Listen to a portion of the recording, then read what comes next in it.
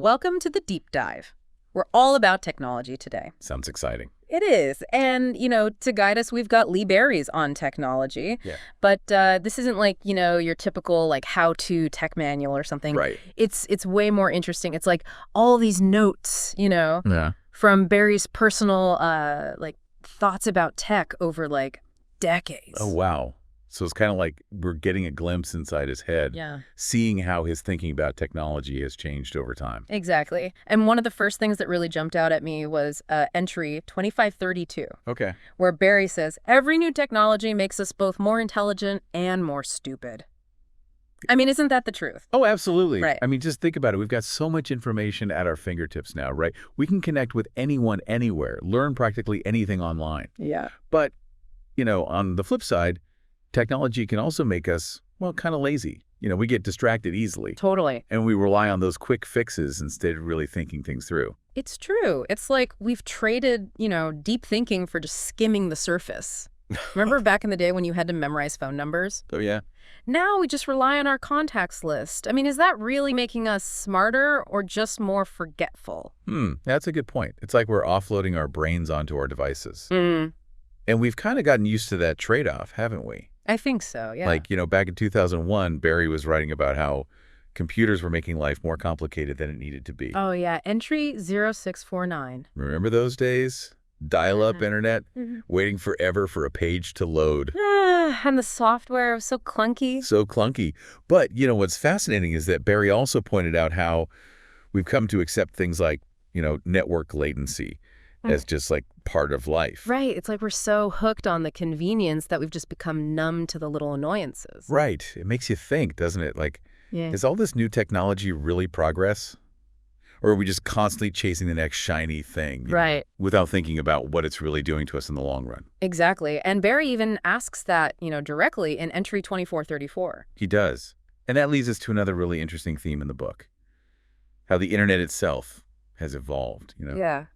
Like in entry 2020, Barry talks about this early optimism surrounding the web, this idea of a one world kind of thing. Yes. Yeah. Where the internet was going to connect everybody and bring us all closer together.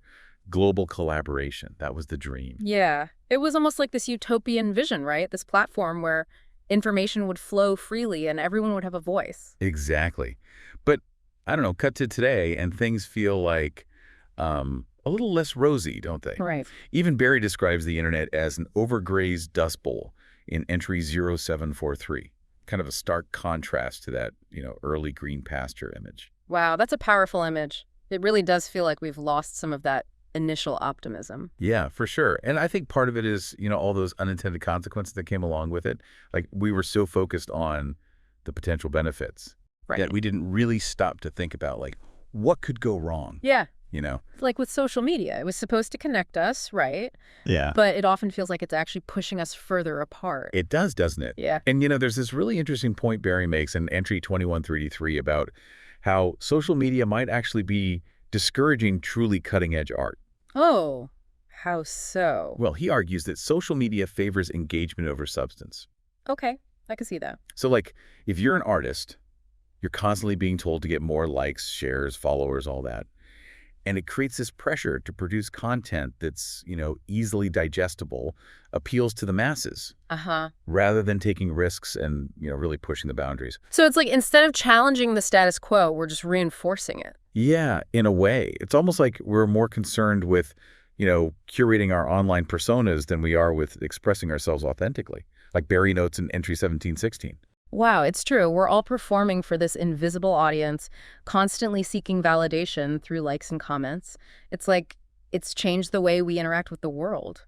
It really has. And the implications of that are, pretty huge. It affects not just art, but our relationships, how we see ourselves, even how we talk about politics. It's a lot to unpack. And all of this leads us to the next chapter of our deep dive. So speaking of big implications, let's talk about AI.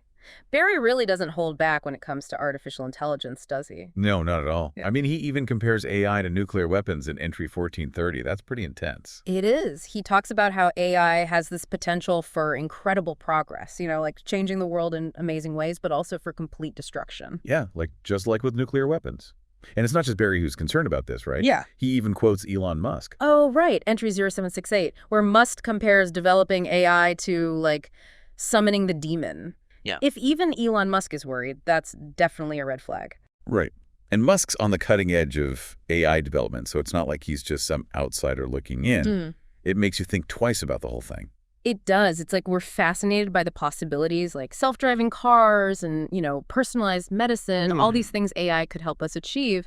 But then there's this underlying fear, like, what if we lose control? What if it turns against us? Exactly. And what's even more worrying is that, we're not really having enough conversations about the ethics of AI.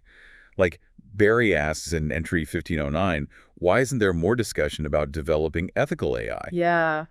That's a huge question. Why aren't we talking more about the risks and, how to make sure AI is used for good and not for bad? It's a good question. And you know what? Barry suggests that maybe it's because, in a way, AI is already influencing us more than we realize. What? How? Well, he even says in that same entry that maybe untrained, unethical AI is already controlling, like mainstream media. Kind of blows your mind, right?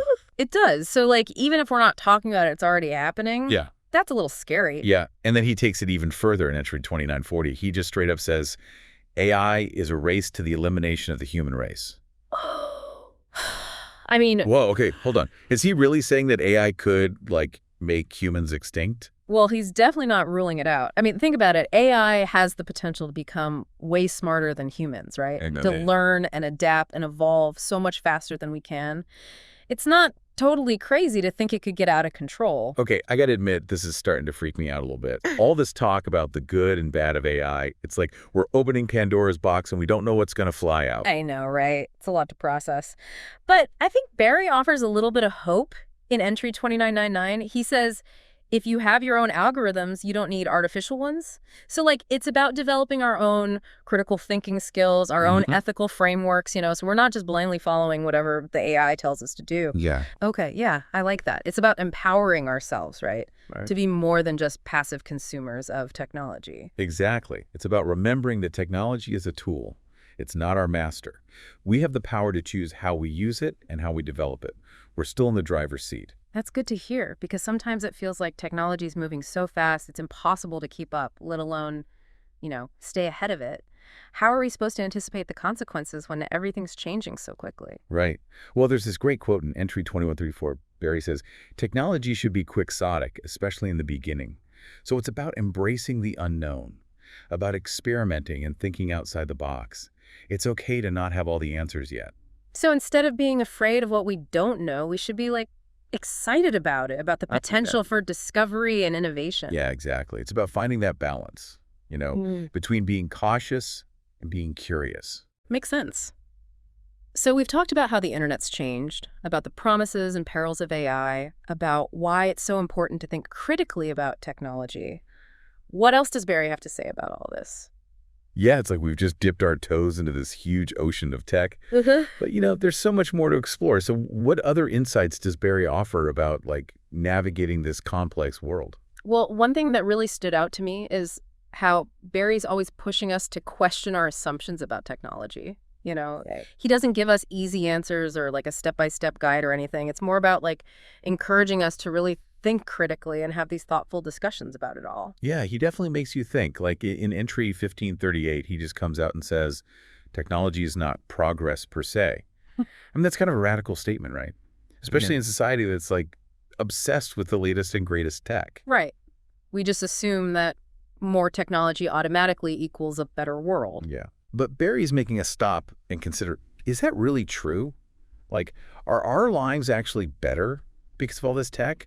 Or are we just, more distracted, more divided, more dependent on it all? That's a good question. And it makes me think about, like, the impact of technology on the arts. Like in entry 2647, Barry even suggests that the musical enlightenment ended around the year 2000, with technology kind of crushing everything below it. Wow.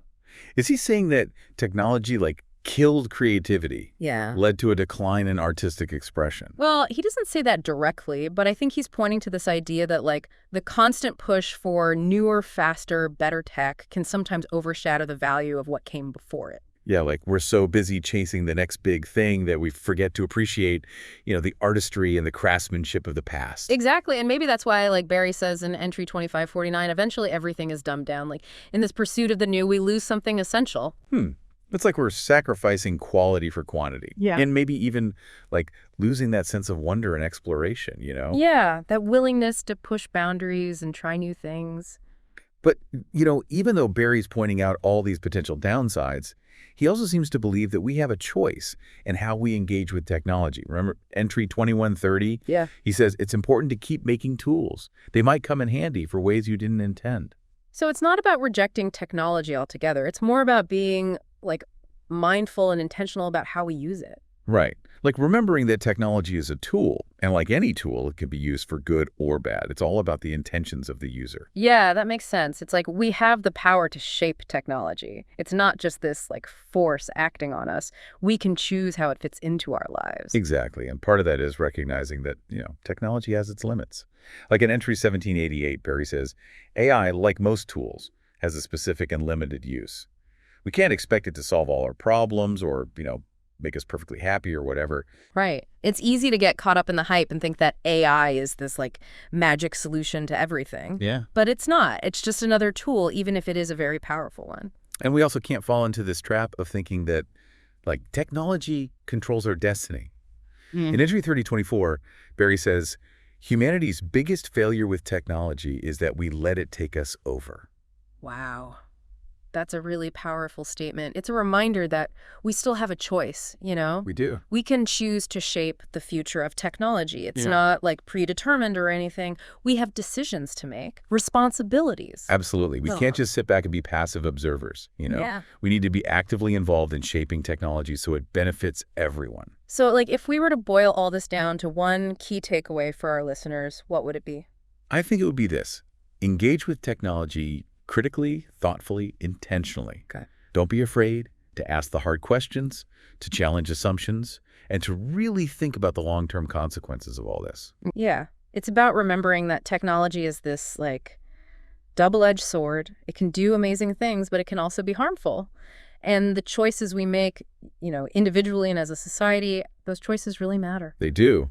And Barry says it best in entry 3100, technology depends on the quality of the conversations about it. So let's keep the conversation going, right? Talk to your friends and family about this stuff. Read books, listen to podcasts. Yes. Get informed and stay curious. Exactly. All right, that's it for this deep dive into On Technology. Thanks for joining us. It's been a pleasure.